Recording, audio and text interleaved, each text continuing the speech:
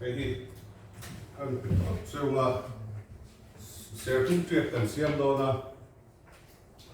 chuan kha pa la khan voina a potting na tur kha kan la ha farmers plaza chuan in hon phei na na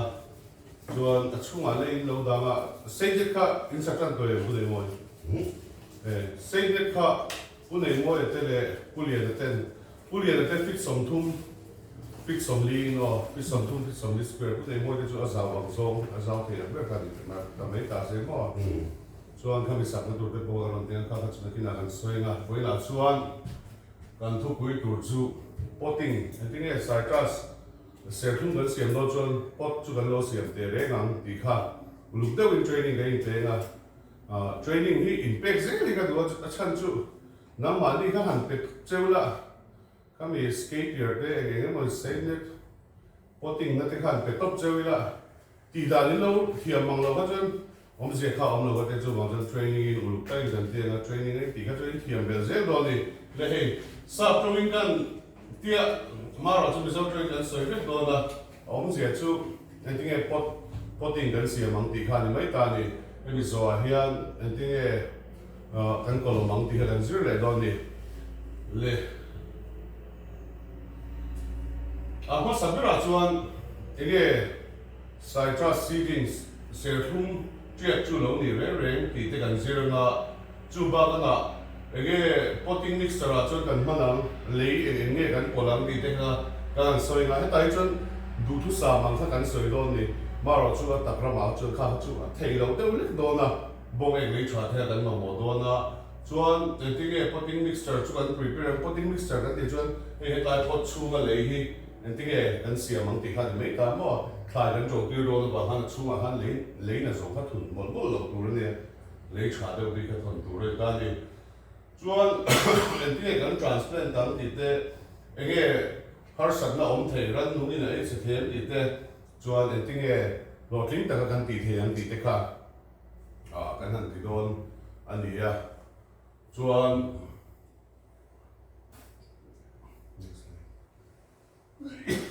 khi abu chu lo li ta ni citrus tam le ka me ser lam pang chi chu kan thari ka ro ching za ni amang hei tuna Serthlum kan ti te lemon te lime tam me mani citrus medica kan ti te soi sen po hi ni bak lo za do no ma chuan an rim te hi atui de ubi ka chu wang chuan nge ran te hi an hi pa an ra tha du bi ka ni pollination na om khan mo ran nu ka ti chu khuai lam pang hi nge pollen trans apachi anu chi zu da trim tu ka te an khuai lam pang te a hi bi ke me ma chu wang chuan en colon one big ara tha du bi ka ni ka te na hi bi khan chuan apoi mo em pakhat chu ni em an hu tha tur ani chu ani ta ni chuan en lo hemi Serthlum lam pang re chu da ma hin an tha du vak lo wa enge ni kam hum deuh le ka hin an tha du zel ani chuan lei lo tha se chuan tui an ma mo a ka phong kha poi mo em mai pathum ani ta ni lei tha ni em hu tha le tui hu tha kha mo ka ba kha chu om te chen lo wa chuan ei pot the ti ang deuh kan an siam don khan anh làว่าชวนอันเลี้ยค่ะกันที่ตุ้มเบลลิตานี่มีกันนั่นนาโดนค่ะชวนจุดน่ะชวนอันเลี้ยค่ะอันเลี้ยค่ะทายเฮียนจุดที่ส่งภาษาอีเวลันมาว่าจุอันส่งมาหมออังจีจุกิมเวตูเรลิตานี่จุมีกิมเทน่าชวนไว้ละเองเราได้ปอยน์หงนาลมาเลยค่ะ fertilizers เก็บเป็นคูลดอนนี่ตั้งตักคูลง่ายเก็บจะโอปอดปะตาขานตามรูปชวนไอ้หุ่นไทยนี่ chemical fertilizers การชูบางชวนเกมเตะกันหันเตียนะนักกินอัปเปิลซัดตัวขั้นชูกรัมซองได้ปนกันอินทรีย์แล้วมั้งกรัมซองได้ที่เราไปกินเฟียนเตะอันซองปนเรียกเทโอซัมตัวนี้กันอินทรีย์เลยนะชวนข้างชวนจิส่งภาษาอังกฤษค่ะอันกินชวนอันไซตรัสเจียกค่ะSerthlumเจียกค่ะลงที่เซลไม่ถึงนะอันกิมเราไว้รอจนนัดเตะรันนุ่มเตะอย่างเงี้ยมันนี่ค่ะอันไหนไม่นี่จู่บางชวนข้ามีโซ่ที่เสียแล้วค่ะอันไหนเวงไงค่ะอันตุกัน engkim kan ti do na chuan potting kan han ti to hi chuan atam taka chuan tuna potting na tur kha Serthlum hi kan hmang do na kha a ko tur ani a hnuai kha mo kan ver ko tur ani a ko sa ni lo pekin tul thir kan han rolling na kan han ver pop tur ani ta ni kan ver pop lawa water logging an tia tui thin vai chuan an thi nga zum don ni chan chu a zum lam po hen bo ro ko ma mo em ta ni thai reng thai zum hi ta le moya zu ko ma khan e bo ro kan ma mo lo ti na ni lawa hei kan tia bu te po kan han review re mo thai dan te po han review ra ka tia han ti khan a lo tha kan ti na chan chu hemi erason lấy chung mà bổ ruột các quân về các chặt khan thay nên lâu chặt quy mấy chuyện này à chú vàng chuan cần bớt xia mà thế cả anh nói làm cả muốn thu máu mà muốn lia anh thì cũng nghe rồi nè muốn lia cả tổ về rồi vàng chuan à thay cái ring chuan harsa nó nếu khá lâu về chuyện à harsa bây giờ chuan azung long kan ti hemi azung troi hi ong chi ta ni chu chan ber chu na china kan soi tui a thin khan le ta ni tui luan chuan na hun tur nei lo kha chuan nge long zum mai ni kha mi tui na chia rei lu tu kha chuan hei mi hring kut po tui a han chia rei lu tu kila alo na wa ti kha nge alo pil ma em kha ti ndo chia kha ni ta chuan harsa na pa ni le na chu na china cho chi so basari an ma mo kan ti zing mi kha an hu kim lo chuan thai thar lo Serthlum tra Serthlum tar lo kha kan nei thei do lo ni chuan a to per chuan environmental stress kan an te chu sickness a in thla dang la wa ni ta temperature fluctuation nge khovor le kholum lu tuk le ani salu tuk ang chi te kha kan han ti ni ta kha ang chi ve na kan greenhouse te say net kha kan ti ta re ta ni chu wang chuan environment a kha chuan harsa na kan nei lo tu ra kan nga ya hei hi chu say net le greenhouse khan harsa na tur khamin ven bo bin ti bo sat do na chuan hei le hei hi kan ve tur vera chu lo ni ta ni ko voina an thil zir pui bera chu le kena on next chuan china kan soi tong khan lei potting mixture kan ti chuan a lei kha kan boi pui tur bera na hu ta a temperature environment ka chuna china kan soi tong khan greenhouse te say that kan min pui vek do na lei kha kan zir bing do ni tu na chuan pakhat na chuan lei kha anoi kan ti ko ka khan kha ta khan tui aluang thla tu ra ni ta ni chuan a pani na chuan bo ruak om tu ra ni long chair chu nge tui tin rem room om na chuan leia khan bo ruak kal kwal ve om lo chu chuan leia ki che ma thai thang po ti sa thei lo wa chu wang chuan tui kan ken ti tu ra ni lo wa bo ruak kha kal kwal ve thei tu ra ni chuan nutrient retention kan an tia hei chu na china kan soi frang khang englo kha cho tha ho kha chu ho chu ama du to nge ama thei to a retain thei to leia a than chu zonga om thei na tur kha alo ngai ta engineer urea te kan soya urea chuan leaching kan te ana sai me mai ni urea tu na hen ge si so me ta hen thai va te tai la thai khang ge si so man ei man lo re le chung ri la aluang ran char me ni nutrient kha retain thei lo re le chung ri la aluang la ge si so man pe ka khan thai ge si khat pon mang lo ni chu wang chuan boina chuan DAP diammonium phosphate kan han ti kha kan han ti do na khami kan ti ro chuan leia khan nutrient retention kha oma thai kan chin chung zo khan nge kha nutrient na kha cho tha kha om ve reng do ni kan potting mixture khan chu kan re ka poi mo atin khami kan han soil drainage soil erosion nutrient retention kan ti khan le chung chang ve khan ta kan le kha balu le anga he nge sandy lu tuk mo nge vai vu lu tuk ang tur ani lo wa chuan leiban lu tuk tur po ni lo ta ni ai cho pon moi to ver tur ani ta he college ve kan kal la chuan balu kan han tia chuan bong ek le thra kan han tia chuan le chung hang le thra he kan han te khami pathum kan mix thin ani kha du thu sam chu ni ta ni voina kan zir ang chia du thu sam ka ti chu balu ke zi khat lo ni ta se bong ek le chwa ke zi khat chuan le chung hang le chwa ke zi khat maro chu tu na kan nei thei lo tur chu balu hi ni ta ni bong ek chu kan nei sa de veka chuan le chung hang le chwa ni kan polang potting mixture kan ti na balu kan ti tel khet ko lo me ang chan chu bong ek a khan bong ek khan soil erosion bong ek ke zi khat ni chuan lấy chung hang lấy chua cái gì cả, cái này tiền rồi thì kan, chú ông gì ở chú đi ta đi, kan thiếu gì giống giống, chuan khát ta khan thiếu phiền thì khát về đấy mò, DAP diammonium phosphate khát kan giúp polang, ta mà ngay đâu nè khát khát, in lâu đồ ăn nút con này, chú ác khát dấu lâu đâu in đi Pekin thiếu phiền thì vùng đâu khát khát in tel bel đấy, chú tiền chuan cái đó nè, sang chú vui khát ta kan pek nem nút chuan, ai lùng về thế này chemical fertilizers nè chú bảo chuan judicious use kan ti thiam taka atok vela kan mana kan pek kha ngai ni chuan next organic matter kan an ta organic matter le compost kan te chu nim na da troi ve kha lo ni ta ni ka bong ek le chha kan mana tur chan che kha lo ni ta ni chuan le chung hang le chha kan an ti na san po le chung hang ka chu thil troi thai na troi te ran nung thi troi te chuan enge azung troi te ka tiang chi ram ram troi le tha kha organic matter kan ti chu ni ta ni chuan compost kan ti chu enge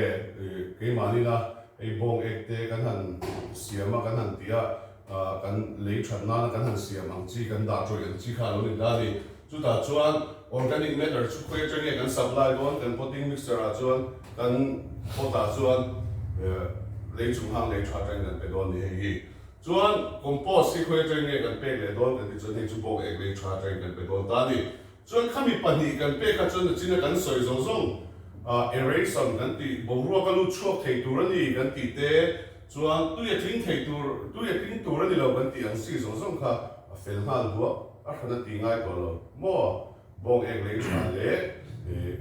le chung hang le tha kan ti khan mo ti khan kan pe ti min ka ring chuan a proper ratio kan ti kha chu kesi kha te chu kesi kha ti khan ni mai a ratio kan ti bong ek kesi kha te chuan le chung hang le tha kesi kha te khan ni mai in real ru lo ta se tiang ve ka apot chen tur khan ta apot chan ve kha le chung hang le tha chu apot chan ve kha bong ek le tha ni ma se ulu takin kan khutin kan mix ang ti hian mo kan mix ve kan chuan and next hi and ti a container kan ti apot ta kan thanang ti vel kha te kan ti ulu ke be ba kan rek thiam lo kan lawa na china kan soi ang chi polipot dum kan mang do na ka hoi kha lo ko sa lo me the ko sa po me the a ko lo om chuan ka kan ve po ma ka ang chi kha ni mai hei water lo tui tin kha kan lao do ver ni me ka kha chi sang khang kha om ta ni next chuan enge kan en tur chu tu na pot ta kan lo mix with to a thai chi kan lo ching to a chuan serthlum chi kan lo ching to a chunga chuan after care han a ti tur kan ti zo ve to enge kan en big tur kan ti chuan pakhat na chuan a tui ma mo kha kan en do ni tui kha a clean thei to silo a luang tlang ve thina chu wang chuan tui ama mo to ka kha kar khata voi ni emo greenhouse khu ngalung lu tu ka de chuan kar khata voi thum pek te po ne la sei ni ta chuan kar khata voi kha emo voi ni ba kha lo ngai me lo ma chu tiang chuan kan ti tur ni ta light exposure kan tia light kha eng khan ma mo ne mani se thum chu kan thwe ka thai re re chu eng ma mo ve kan ne ama ro chu an la no pan de ulai an tender lai he an la no lai ni wa khan sei de noi at the greenhouse noi at kan ti ta kha hun lai chuan an no de wa wangin ni sa direct an han tur ka chuan an that pui lo zo thina chu wang chuan sei de noi at kan ti ni ta ni chuan nutrient level monitoring ka ti ka chu na china in thai kha ring ai ta ka lo than that lo chuan DAP a kan in pek tur kha fian te ni kha zu kha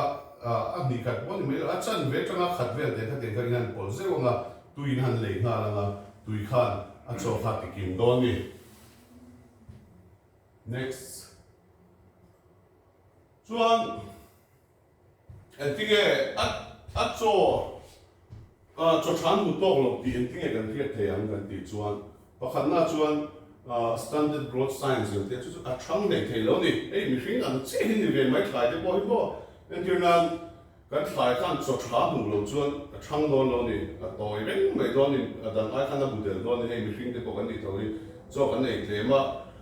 kan nge eng lo deuh chuan kan than te lo thalo kan no kan lai na bi kan hei Africa ram re thei tak tak a chuan no pangan thin em a cho an bu that lo wang ni thang thei lo an na thang thang na bo chu piang che chuan kan thai chi na ko kha a lo than thei lo wa ka tianga a om kha chuan cho than bu to lo tina lo ni ta ni chuan poor food quality kan ti chu a ra a that ok lo tina ni me a una chuan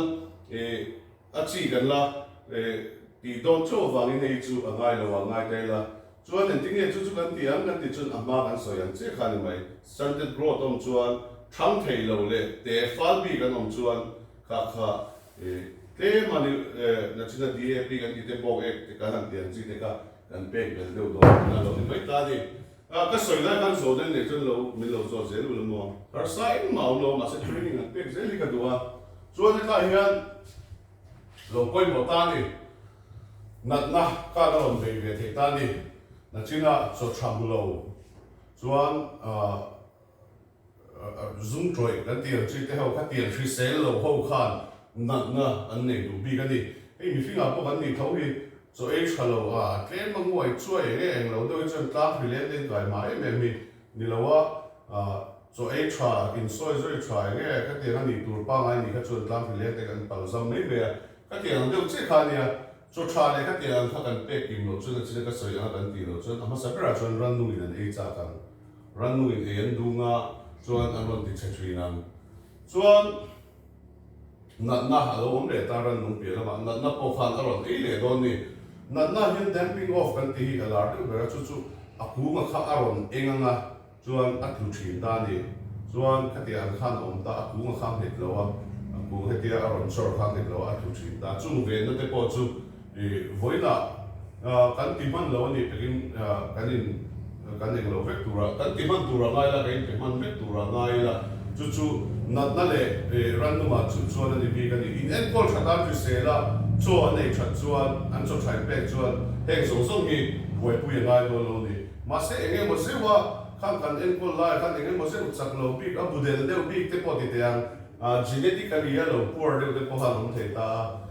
soi chan le hang me lo soi me khan ya kha ang chi khan nat na budel bi deu te mo chak lo deu bi phri ma te po ha lo om ve the chung ve nan chuan insecticides ran nung tha na lo le ran nung tha na lo le nat na tha na lo mo fungicides kha kan ti tin nga lon bok cheu ni pal thu da lo om ve the ya chuan eng lo kha sprayer kha in nei sa vek ko te lo in dong vek to sprayer kha ni lo ka ble na cái phải đông rồi, nó còn thua chân. ma ti don lo an in pe vek ni lo mi Pero, không thể làm được, ko bu ngai pe na nge không làm được, còn chân chết rồi. kan la ngai to don ne kha chu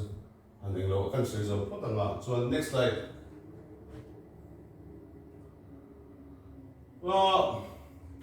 thang thei lo bi lo om don ni na nai na e bi te ka ti an chi kha en ti nge chung chu kan en ko lo bi ka kan an hu zum zum ang ti la kha kan an en le nga he a chen chu an ma te lo en do ni mo an ma en nga chen thang thei lo te lo om nga chuan soil condition a khan a pH kha a lo thur tu bin lo al ve lu tu thei bo ka tin chu ba kana tui te ka lo pel na sa le thei lu tu ba ani lo pe kan lo pel lo lu tu thei ya tu ya om lo chuan thai khan cho khan hi lu thei lo thai chuan nge chuan hi lu na ber chu an zung ani ya tu wang chuan an zung le tui mang ne na ai lo kha chuan a hi lu thei lo ni cho kha mo chu khring tai la karan hi a fan mu lo ve cái đó ông phải xí luôn, cái cá nhân cần em mấy ngà, em lâu có đăng ký về thung lũng thì tôi nói cho grafting cần thì áp dụng tất cả các cần em xin cần em đó đi,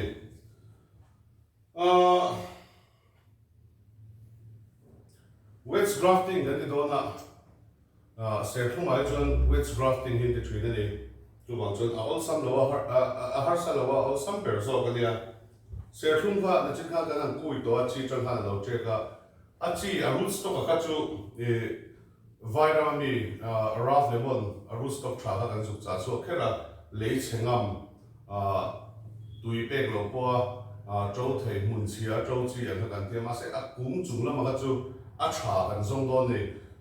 nang ni pon lo zong de ula serthlum huan emo khatiang nei thade ka lo zong ula khatami kha a tram kan la don ni chuan kan serthlum tiak phuna kha kuchum te tiat vel pencil thickness lo ni huna hian grafting cái tỷ tuổi ta thì có lòng vấn đề về số chân mà sẽ grafting cái tỷ tuổi đó là grafting thì kan nang đi pon phép tổ ta ula chuan wedge grafting thì kan mang đi đó ni chuan cái grafting chặt na bị thì kha cái hàng sợi sâu mà grafting à chuan thai azung lam lấy chengam azung lam ra chasi kha kan mang đó na thil chini thai chini kha an combine đó thì kan da cop đó thì na lo ni ta ni chuan grafting hi chi sang sang awma tam lu tu ka tu na mi wedge grafting bi hi kan han tianga a video kan ina kan kha thiam ko ring ka ringa pakhat na chuan ai compatible tur ani kan ni ta chu thai in ang lo chin ni kan zom nun do na wang khan zom nun thei bi ka kha awma ni family kha citrus ani chu citrus family vek ani tur ani ta ni anduna Mandarin tu na kan ti tur bi ka chu asung lama po kha asung lama Mandarin do na an hoi lama chun raf lemon kan ti ka lemon thei te ni do na kham khan thil pani kan combine do na wang khan kan thun zom do na wang khan anin compatible tur ani anin so be tur ani te me ngo ga zo tong chuan a pani na chuan nat na in an ei chelo bi ka te an chi ka asan chu asung lama khan hei nat na ngam mo lei chingam kan ma tin achung lama khan thai ra thadu te a mother plant kan te a sayon kan te chung lam bi ka hoi lam rootstock kan te a sayon na khan thai ra thadu bi mi serthlum huan na zoma mi wala lo tu mi serthlum huan na ko khan hemi ku ngi chu ra thadu bi ka ni hemi ku ngi chu ra tui bi hemi ku ngi chu ara moi bi ti ka kan thang chat chat kan khami a mother plant ka kha a poi mo ni kha ho kha genetically superior kan te ei ai tha chho na tang hian anon thabik sa kan remani ta ni chuan ka ti kolom hi kanan ti grafting hi kanan man ti kan ti chuan serthlum kha a chi chang pona tri thei tho ni chuan a chi chang a tri kha chuan kum sarina vela ra chaw ni a reilu tu kan ni ama ro chu kolom kanan ti hi chuan a chung lam kha a pui thing sa kan man do na wa khan pui thing angin om ter mai ni a kum khat na po khat a kum hi na chang den ra tum chang na tu mai ni chuan kha ang ra tum kha tu ta kum thum ma chu ra alo om pekin pai char char tur ni ra chha de alo om pekin kum thum ma chu pai char char tur ta mi tam tak chuan ei a ra amoi ro tu ka te se alo om nu tu kan te ani lo kha pai zel tur ni kum thum ma ra chu lo chu an no pan line kan ra tir chiam chuan alen hun thlengin an che pa thei ni ka te khin chuina me che de po kum som pan ni a thien lo ne an right thei na de lo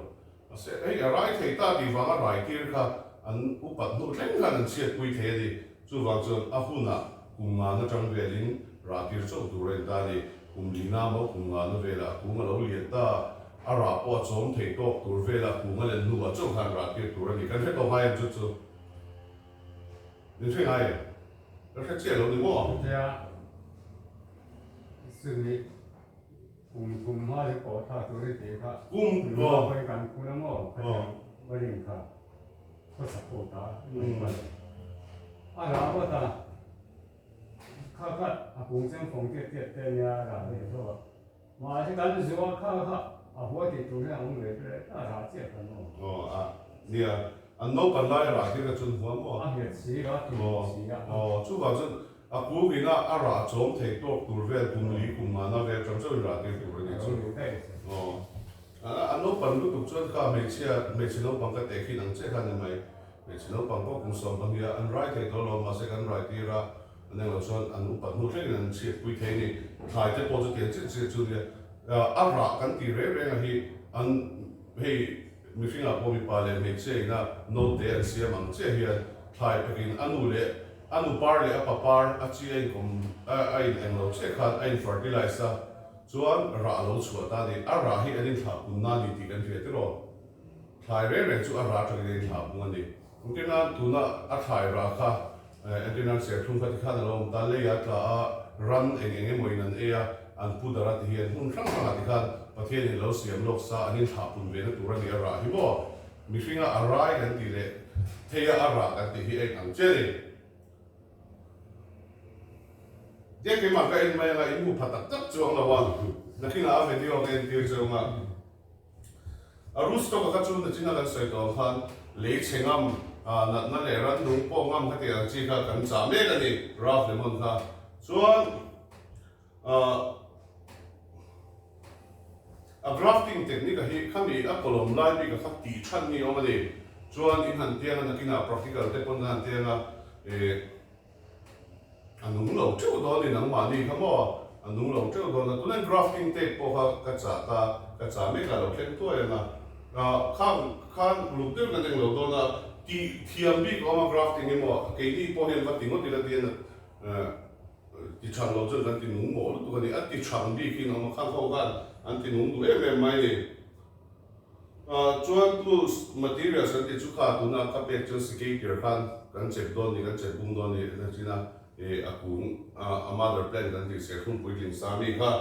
chuan chem hriam tak pakhatin v an hian ten kan siam do ni a sungla ma har roots to kha mo chu pencil ti vel an ni khan akung kan valak tu rami po kha pencil ti vel ku zum te ti vel ni don ta v shape ve ve kan siam ma ten ani deng lo anin man tok che tu rani petiang na hian Tiyan na kaya ton. at la sepang chuan a skater kan ti indong to a grafting tape kan cha to a chuan disinfectants na china ranung le na thana lo kan ti ka aum kim ve kan heta tul ho so ni kan ti kim ve kan ni chuan step by step process a chuan nge a ru stop tu kan chinga ku zum te tiat ve lo ni khan kan chep bung ho ka chuan alaya kan zai tha a chuan kha azung lama chuan du tok ta ila chuan asayon lama chuan ta Serthlum thabi rapo chu thabi ka pencil tiat ve ku zum te tiat ve ka kan va chep bung ho ka nga chuan kha vi an hian ding an tenga na china alaya kan zai ka che kha te kan zum ta imre diamen chuan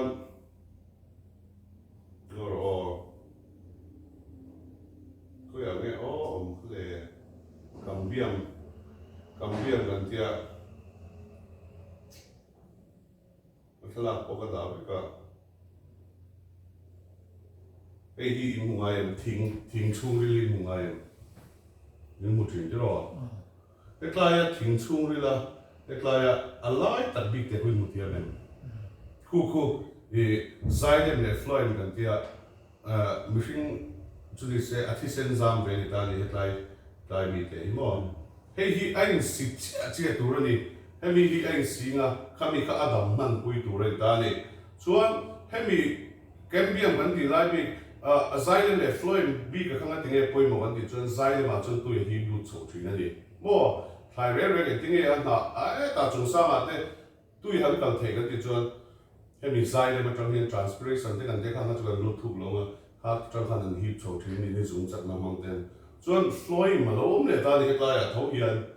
zaiden ma chun tu ye lu chu floin ma chun cho alu ta ni sugar kan ti te carbohydrates kan ti ten se cho tha kan soi ho ka chumi pani chu ka ya hian om wa hian kai chung ri li a poi wa mem ta ni thaya chun no thing te po ten han che kila an thi mai lo ma se hemi a zaiden le floin kan va che thena kan ti che chuan an thi ma mem to mai ni chu hemi lai poi mo na mem ni an cho thakal kong ve an thi sen zam ve ni ber mai chu mo chu wang chuan he lai hi hemi lai tak te kha in han zai ma a ke lu an ne no a present a lai bi kha lo omang khami kha ai ko prem che tu ra ni kan the te ben ni fe to mai zawn na men da ka kai ta kha poi mo lu hey thing ren thing an ti la fruit trees no he thei ang chi re a chon he tai hi kan grafting na la kan ti chu ni ta ni grafting bi ga chon budding te om le a ka chu a khana lo ni le to ta ni lai tak hi poi mo ni grafting a chuan a in zom cha tu ra ni chuan mamo te kan soi vek to e kan mamo ang tur po kan nei vek to ta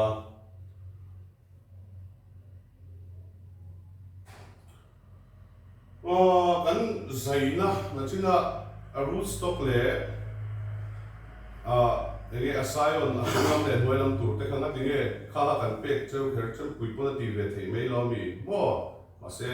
kan na tinge kha kan pek kher cheu chan an ti chon a chum mak tur ni kan zaina re kha ther fer fur nge ni fer fur kha om tur ni lo ni a chum mak clean cut ani vek tur ni kha clean cut om khan nge en tinge na te mo ka tiang la ka ven ba ka khan a in zom kha a chian pom big three ni a in zom a thabi ta ni chuan kha alo ni ta hei heta hen ka zek thot ta cambium kan ti na china mi kha a in zom che zailem le floem kan ti a cambium chunga kha a in zom fu chak tur ni in zom fu lo ti neu no chuan a boi thla do ni Hang chu class formation he try to him point mo ka tia class formation class ti su om hian adam chen ta ka ti thri ni class ti su chu mizo ina kan fe thiam da tu chen chem mi pian basat ta la thinga hian a ron dam le thrin thing tak sa dang lam deu bi kin frem a ron dam le na tlema khwar deu bi ka hi class kan ti ani ta ni e basat le kha kel ka harna om chem lai ko khan tu ne mo thinga cross pian chem pui lo go zia ka khami kha aron dam le ka cross an khan khan oma thil ma ke mon ti mai ka mo ka lo ni lo wa chu try om dan ve re ka lo ni ta ni class formation ka ti chu khami adam la kha e nge thing zepa mai lo om deu he lo om chu mi zia om chuan a union kha fu to chiang to ka ti thui ni chuan na le eng lo te kha na e thei ta ka chu kan traffic ka tui pe ga tu te po kan phe to a chuan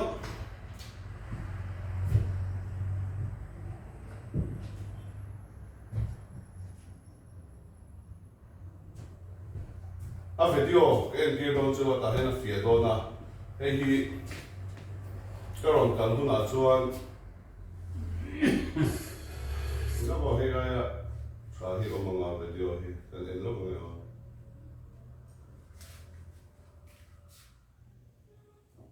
na ni da du lo ya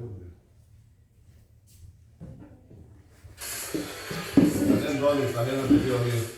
ta ta ni da ro sai fia ta ra atakin practically na kina in kwa ka kan ti ho le don de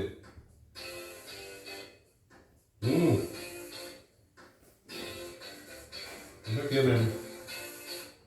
pencil ti vel kan ti kha mo ku zung de ti vel pencil thickness kan ni kra ku zung de ti vel pencil ti vel le ta ni so an hei an ha zong an huai lam le chung lam khan ha zong an ti pa ya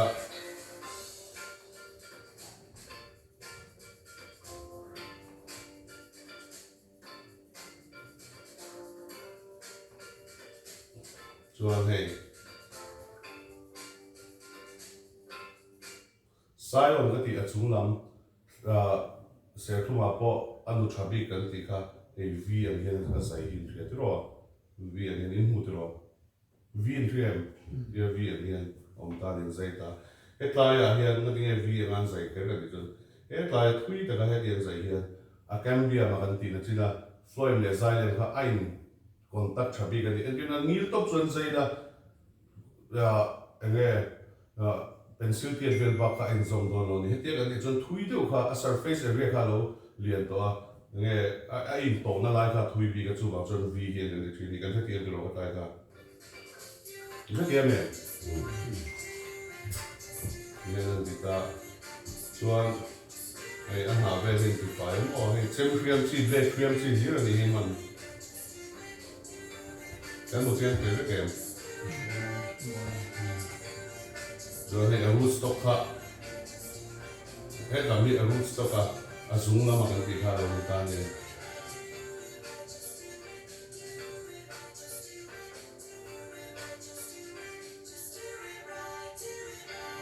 lại là graph đó này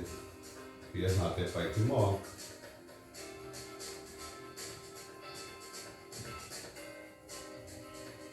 ทีนครับแต่ที่เขาเชื่อมเชื่อมเดียวเดียวเด็ดเชื่อมเดียวเดียวนี้เราได้กินมันที่หม้อส่วนที่อาเกสันที่มีเพียงอันนู้นเตะส่วนที่อาเกมเบียมเลยอะไรที่เพียงไม่มีกุฏิที่รอใจกันเลยเฟิร์มนั่นแหละบีกันที่อาเกมบีก็ไม่มีอันนู้นเตะเป็นส่วนอาศิดินสัตว์เป็นส่วนอันนู้นเตะที่ตัวมันส่วนของการใจของว่าที่เพียงอารมณ์กระซ่าไม่มี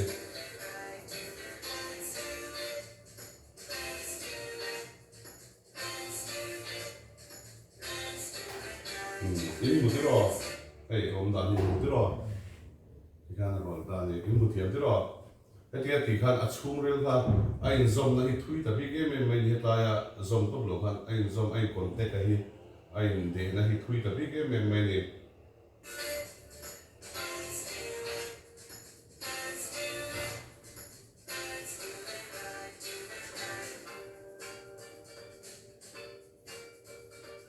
Chuan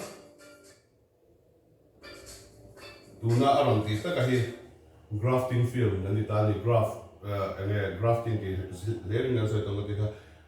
kami kan va graph na lai ta ka hemi polythene film hian tai takin dan to mang bo ro ka lu chok tur ni lo tui pol lu chok tur ni lo air tight kan ti bo ro ka lu chok chuan na pol lu the tui lu chuan tui a khan na lo om the kha heklai eng lo hi a hliam anga ngai tur a hliam kha adam don chon dat na emo tu emo khati ang chika alu chok tur ni lawa chu wang chon he grafting film hian kan ti hun a uluk takin mo boro ka lu chok tur ni lawa kan ti kha ka tlai ka poi bolo du kan ne boro kan ti lu chu chuan in na tho ha sa zo ka troi la cheve kan na nai na no nei chu ma an hliam lai ve ni he tlai mo kha mi hliam kha boro lu chu lawa mi hring po kan pa lai chu nge tuite kan ti hu lawa ten nge leite kan ta lawa kan tuam ang che hian hemi grafting film hian a hiam lai hi kan tuam ve don ni bo ruak lu chok me le tui po lu chok tur ni lo in ti lu chua pal chuan om zi om don he tai ta hi ka sai chian du ne poi po per lai ni grafting la chuan mo ta hi a hi tu ye lu chua lo chuan a re a lo dam ve me me chin kan soi class formation kharo lom ve me a hiam kha lo dam mai amaro chu tui te borok te na te eng mo ran nu te lu chuan rail te a lo troi a khan nge an thing han me a te kan lo cham ve kan thil ti tum zo zo a cheng tam tak kan sen na kha chu wang chuan practical kan ti hun a po hetlai ta ka hi borok ka lu chok tur ni lo ti la hi ka sai word ni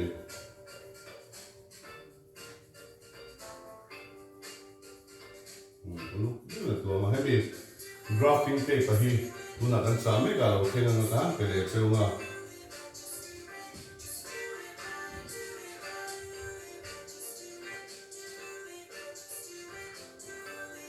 Ada kian dulu kita ni.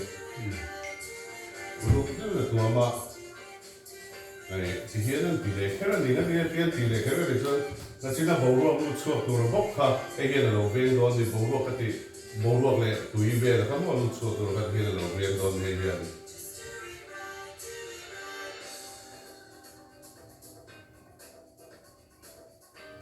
Greenhouse suma ka chuan hetia kan ti hi ngai don lo chan chu ruar rot lu don lo wa dui kan pe kun akan film kur tur ne hetai zom na hen pe bok bok lo tu ne he ta le ya su ke tur ta ni ye na sa ram he kan ti be kher don lo se ne suma ka chuan a chu le kan ti be na mo ti an ke na ti an bo ro lu chu tur te tu lu chu tur te kai yan a ve ngi kan ni ti ka kan ta piam me yan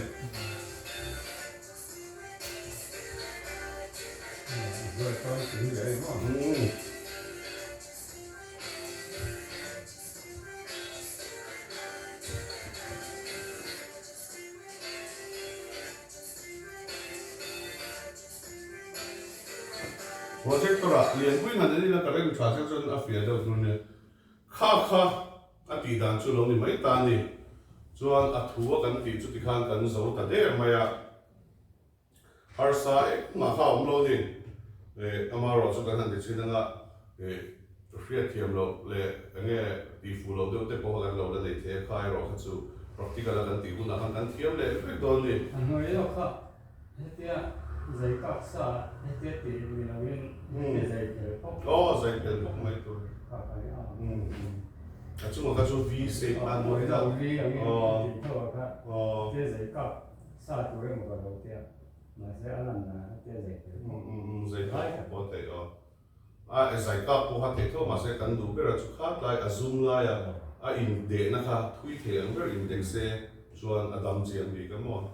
tiền là tỷ khá nít ta chuan zone nó thì gần này lâu rồi bà sẽ thấu xin là dòng có tụi tôi sẽ làm khi chọn lại cả thế sẽ nói anh xin nghe anh chọn thì phải dòng sẽ cả hai chút chỉ nhịp nó về saram này saram phim để cái mỏ kami kha hey saram tia hàn bộ po nghe ban đều nghe fan duet này mày bị cái crafting film gần thì bị cái mỏ chút chút cái giá với cái anh dùng bộ gần phong đồ cái giá mấy cái đồ này hiện khen thua là chuan đồ này gần thì đồ chú không bùng mấy chú gần thì đồ là muốn ăn này cái nó đồ sẽ xin xây dựng cái lô cái sản phẩm là sản phẩm đồ là chú 40 by 30 feet in đồ na in này sa poso gần khu trả lời với cái ngắm hoa chuan chẳng phải là mình lông thì bốc cái giáo thầy đàn anh tốt khan anh hôm nay lâu anh khan chuan các kha in sen số thế cả cáiron bây giờ để đón chơi đi cái ron in green bar để đón chơi vào chuan chúng sum tắc kha anh involve anh đi thầy tốt cái số training cái bé chơi vào anh kim thuin cái gì đó chuan practically nên thì để đón chuan chúng họ thì nên chuan nằm mani cụ tao ông tổ cái mani thì thầy cái chuan anh kim là cái ron thì đó đi anh họ thì nên cái cụ tao ông tổ cho chuan ulu đâu đi lâu thì anh chặt đấy vẫn cái thầy tu ra ngay là Serthlum chơi cái này cái thằng tí chân này chúng vác em mấy người rồi mà hiện lấy hàng đủ cái vai ram làm mi tàu đều đều lấy ngay vai ram mà giả sống ngay nên thì áp phur mà nó ngay lấy tàu em mà cho nên mình long rồi mình rồi mà supply cái tum đó thì khá chiang view to in gần phía chuan die khá anh thằng in pedon boka cụ thể mỗi cái chỗ còn GP miền chứ chú anh mà đi chú GP anh khỏi luôn chắc là một GP với cái là chiang cái tia account này lúc số chui cái với cái nông xe chiang cái tia chú với là gần đi thế to chú đi ta chú anh cái cần cái là apota khác để cần vào là cái là cái đúng em ít thì bao em body apota khác xây cái tiếng sắc rồi cái nó kinh mấy đòn bị practical thì phải ôi rồi cái nó kinh mấy chuan rất cần xin ông cần may cần và cần mà làm trò xin bằng cam cần mà làm chuan lấy trà bộ lấy trà chứ hồn vào mấy bữa là trà mà rồi anh đi cái mà đi cái nó phun mấy anh ta có phun này harsa zawn mà cái nó lấy cần phun mấy là cái này cái này thì nó có cái gì cái phun cái gì mà tiak mà tiak thì số anh xin cái gì cái tiak thì mấy cái mà nhiều cái anh đi cho cái lô cái nó cái bùi phê ba xây nên tin lâu sắc chui mà ba người ta sẽ in sắc rõ cái là mình lâu hiểu đúng không chuan